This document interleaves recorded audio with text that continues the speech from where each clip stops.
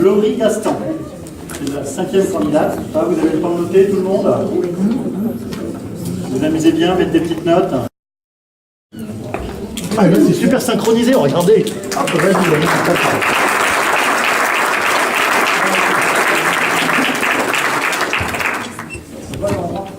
bon, donc tu es du lycée Pierre de la Ramée de Saint-Quentin, tu es en terminale, tu as 17 ans et tu avais un sujet libre, c'est ce qui t'a mis en première position parce que tu leur as tous fait peur au jury, la fin du monde.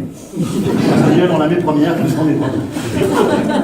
Non, peut-être pas quand même. Il y avait peut-être un peu de talent quand même derrière tout ça. Équitation, natation, course à pied, lecture, ça c'était passion. C'est bien ça, j'ai pas de défaut. Bon, super.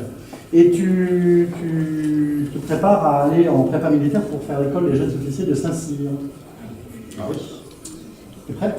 Oui. Bon, on te laisse officier devant nous. On t'applaudit très fort pour t'encourager. Donc le sujet était « Voyager nous rend meilleurs » et est-ce que je suis d'accord avec cette affirmation? Donc vous allez encore l'entendre après, je vous souhaite du courage. Donc déjà, qu'est-ce que voyager? Donc le voyage peut être physique, peut-être, aller dans un nouveau pays, dans une nouvelle ville, un nouvel endroit. Il peut être aussi moral, intellectuel, dans le sens où j'approfondis ma connaissance, la connaissance de moi, peut-être la psychanalyse. J'y connais trop rien en voyage astral alors que je peux trop rien dire. Le voyage permet beaucoup de choses, il permet l'élargissement et l'approfondissement de notre connaissance, de notre point de vue, de notre savoir.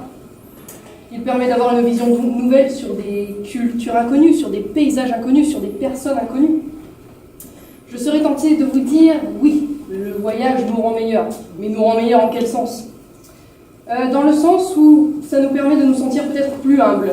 Et oui, en effet, je ne suis pas seule sur cette fichue planète. Je ne suis pas le nombril du monde, je ne suis qu'un point au milieu d'un tout. Dans le sens également où nous apprenons de nouvelles choses, les cultures des uns et des autres. Et oui, ma culture n'est pas forcément la meilleure. Et du fait de mon égocentrisme allégé, je m'améliore.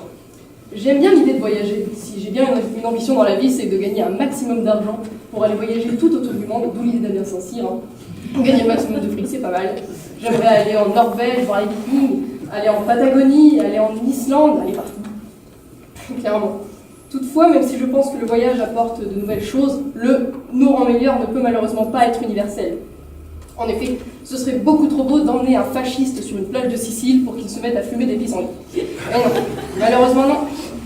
Le voyage ne rend pas meilleur, ou du moins pas forcément. Si quelqu'un pourra changer en voyageant, en découvrant de nouveaux horizons, tout le monde ne changera pas forcément d'avis en découvrant telle ou telle montagne. Voyager peut nous rendre meilleurs dans notre point de vue, d'un point de vue humain. Il peut changer nos relations avec autrui, cet autre moi, mon alter ego. Il peut changer beaucoup de choses, mais force est de constater que ce n'est pas toujours le cas. Ce voyage qui nous rend meilleurs me laisse penser au roman, au cinéma, le roman d'apprentissage, le roman d'aventure. Je ne sais pas s'il y a des TL dans la salle. Il y en a ou pas? Oui. Donc si, comme moi, vous avez lu Les Faux Monnayeurs d'André Gide, j'espère que vous penserez également à Bernard. Bernard, ce fameux personnage qui découvre sa bâtardise au travers de lettres, qui décide de quitter son cher papa, enfin son cher beau papa, sa chère maman pour aller voyager. Donc il voyage, il découvre de nouvelles personnes, et au fur et à mesure de son voyage, il se rend compte qu'en fait, c'était pas si mal chez lui. Et donc, dans un sens, il s'améliore. Ma prof de français serait ravie de me voir faire partager ma connaissance des faux monnayeurs. Mais le roman d'aventure, le personnage qui s'améliore au cœur des romans, au cœur du cinéma, c'est le cas pour tous. Je pense à Bilbo Sake dans Le Hobbit, je pense à Ashitaka dans Princesse Mononoke et bien d'autres. Malheureusement, il y a aussi ces personnages qui ne progressent pas, qui ne s'améliorent pas et qui au contraire régressent au cœur de l'aventure, comme Édouard dans le roman Au revoir là-haut, que j'ai lu il y a quand même un certain temps, que j'ai adoré d'ailleurs. Bref, ce sujet me donne tellement envie de discuter, d'ailleurs mon baffle était un stress phénoménal, que je ne vais plus savoir m'arrêter, clairement, et que j'aurais aimé bénéficier de davantage de temps pour pouvoir m'exprimer. À la rigueur, je peux dire une dernière chose, pour bavarder un petit peu quand même. Voyagez beaucoup, voyez beaucoup, apprenez beaucoup, transmettez beaucoup. À vrai dire, la seule façon de nous rendre vraiment meilleurs, je le pense clairement, c'est de voyager clairement et de nous faire partager ce que vous, avec nous. Voilà.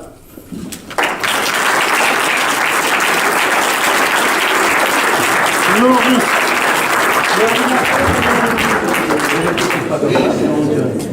À votre temps.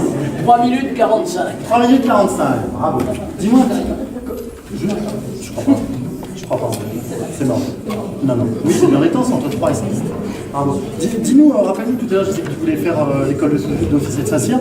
Pour te dessiner à quoi précisément? C'était hyper précis tout à l'heure. Officier de recrutement. Officier de recrutement. Donc en fait, il y a 3 sections après l'école de Saint-Cyr. Et il y a les relations internationales, il y a l'ingénierie, mais comme je suis en L, je ne peux pas l'atteindre. Et il y a l'organisation des hommes et le management. Donc c'est l'une des 2 filières. Super, très bien. Et bien écoute, tu vas pouvoir rejoindre tes amis dans la salle. Il y a des gens qui sont venus t'applaudir.